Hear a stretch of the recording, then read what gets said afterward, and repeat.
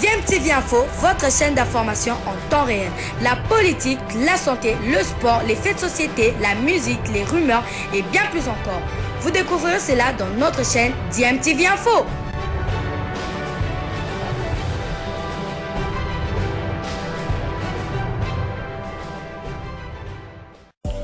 Vous êtes sur DMTV, bonjour ou bonsoir, tout dépend de l'heure à laquelle vous nous suivez. Tout plaisir est pour nous de vous retrouver, mais surtout de savoir que vous êtes nombreux en train de suivre votre chaîne YouTube DMTV. DMTV qui vous propose l'actualité, vous propose également des analyses et des réflexions sur des sujets d'actualité, sur des faits sociaux, tout simplement sur des réalités que nous observons ici chez nous en République démocratique du Congo. Ce point sur la préparation de clubs engagés aux interclubs de la CAF, la deuxième journée ou encore le deuxième tour commence déjà la semaine prochaine, ça va vite et les clubs congolais, il y a un seul qui a joué le premier tour préliminaire et il y en a 3 qui vont faire leur entrée au deuxième tour préliminaire. Est-ce que toutes les équipes vont bien maintenant? Ça craint un tout petit peu pour la formation de la SV Club qui a été battue hier en amical par la formation de la S Otoro du Congo-Brazza. Ça craint beaucoup pour V Club, ça craint un peu pour Lupopo parce que Lupopo non plus n'a pas gagné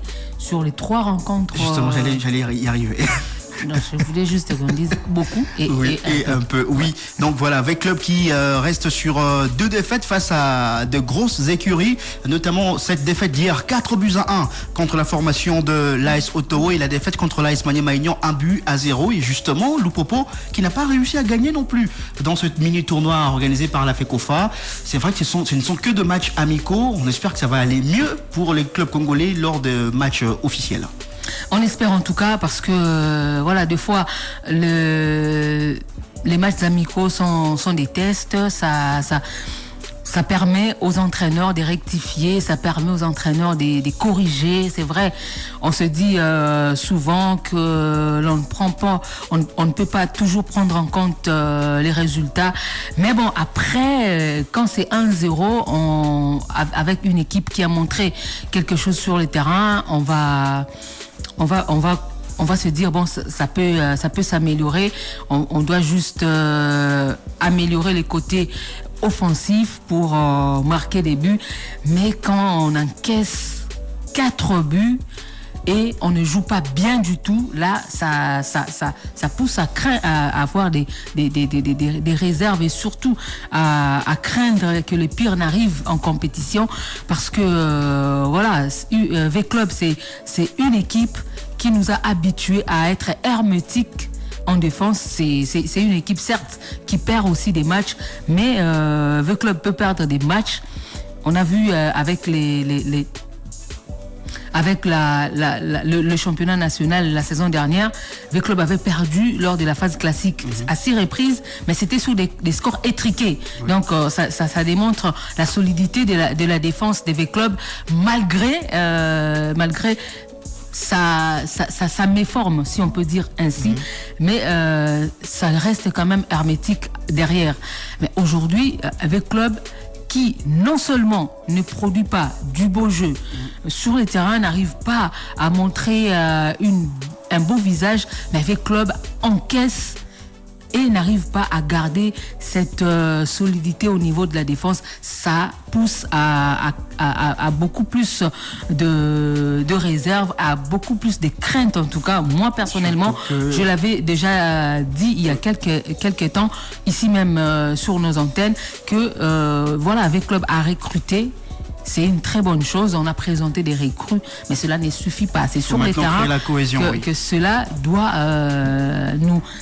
ça doit maintenant nous convaincre sur les terrains. Et jusque-là, après 2 matchs amicaux contre des grosses écuries, avec club a encaissé 5 buts. Il n'a marqué qu'un seul. Donc, à une semaine de l'entrée en lice en Coupe de la Confédération, il y a péril en demeure et il faut vite y remédier pour éviter que l'on puisse vivre une surprise désagréable comme ça a été le cas il y a 2 ou 3 saisons où V-Club avait été sorti par une formation, c'était encore une formation sud-africaine, Marumo Galiant à l'époque.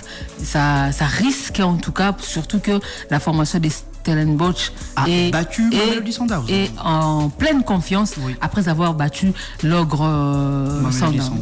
Donc voilà, c'est un match à prendre très au sérieux avec club qui devrait quitter Kinshasa demain lundi. Est-ce que ça va se faire comme ça? On va chercher à avoir des informations concernant le départ de la formation de l'ASV Club pour l'Afrique du Sud. Peut-être qu'un départ tôt va permettre à l'équipe de pouvoir arranger certaines choses déjà sur place en Afrique du Sud avant de jouer contre la formation de Stellenbosch, cette équipe sud-africaine qui a les moyens et qui a aussi un effectif qui joue bien. Je rappelle que Stellenbosch avait éliminé son adversaire du premier tour préliminaire avec un score cumulé de 8-0.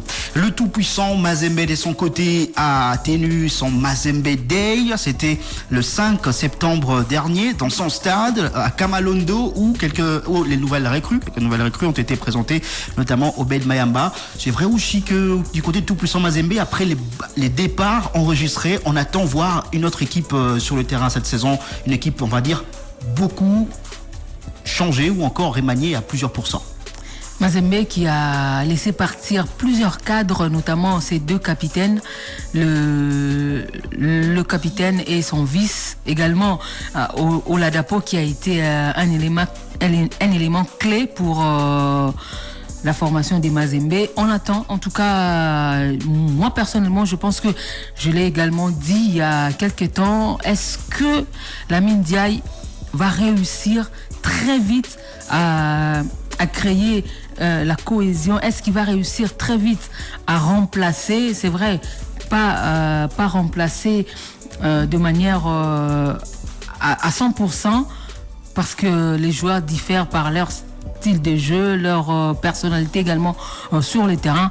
Est-ce que ceux qui sont arrivés ou ceux qui vont arriver, surtout au poste où évoluait Glody Likonza, je rappelle qu'il a fait plus de 5 ans avec Mazembe et qui avait également sorti beaucoup de matchs références, est-ce que il sera remplacé de manière même pas numériquement, mais est-ce qu'il sera remplacé ou est-ce que celui qui viendra va avoir autant d'impact que lui sur les terrains?